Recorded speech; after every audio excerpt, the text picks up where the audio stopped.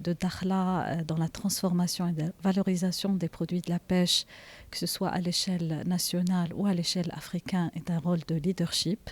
C'est une plateforme régionale incontournable de transformation et de valorisation des produits de la mer et de l'aquaculture, de par ses richesses halieutiques naturelles, son tissu industriel déjà performant et assez nombreux au niveau de Dakhla,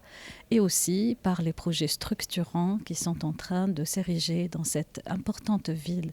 du sud du royaume, et avec ce timing exceptionnel du 31 octobre lancé par notre souverain, où l'accélération va être à son summum, et le secteur public comme privé est appelé à apporter des contributions majeures dans ce sens, aussi bien à l'échelle nationale que dans la profondeur africaine, où la collaboration Afrique-Afrique est essentielle, notamment à travers la zone de libre-échange africaine ZLECAf, qui offrira de très nombreuses opportunités et permettra également de dépasser les défis qu'ils soient logistiques, technologiques ou autres, pourront être dépassés grâce à une collaboration plus intense entre les pays africains.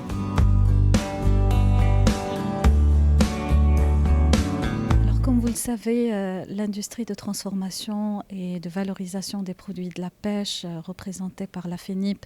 est l'un des secteurs les plus touchés par les changements climatiques à l'échelle non seulement du Maroc mais à l'échelle mondiale. Donc il est important que nous travaillions sur un aspect de durabilité qui devient aujourd'hui central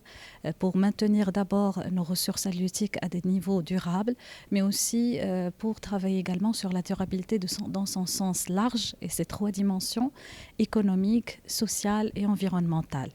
La FENIP est très consciente de ces enjeux. Il y va de l'avenir du secteur. Donc avec nos opérateurs privés, nous travaillons aujourd'hui sur une charte de la durabilité qui vient d'être finalisée, qui comprend un certain nombre d'engagements, beaucoup de sensibilisation et aussi beaucoup de partenariats avec les organisations publiques à l'échelle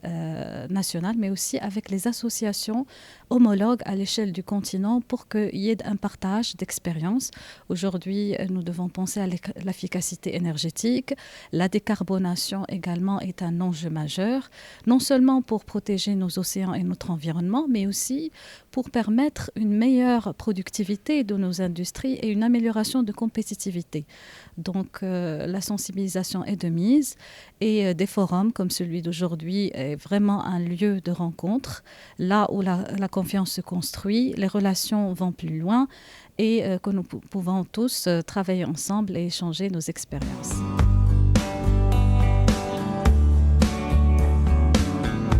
Quand on parle d'industrie de transformation, de valorisation des produits de la pêche, c'est un secteur qui contribue à la sécurité alimentaire, non seulement de notre pays, mais au-delà des frontières.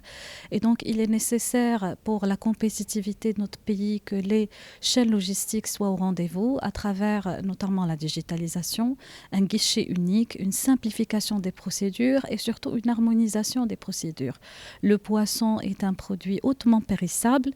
et les constats sont là. Aujourd'hui, les pertes post-capture sont assez importantes. La FAO parle de 40% de pertes post-capture, ce qui est un manque à gagner énorme pour notre secteur de transformation, de valorisation des produits de la pêche. Donc il faut renforcer la digitalisation comme maillon, mais un guichet unique, l'harmonisation des procédures de contrôle à travers tout le continent africain pour fluidifier les échanges et aller plus loin dans nos échanges intra-africains.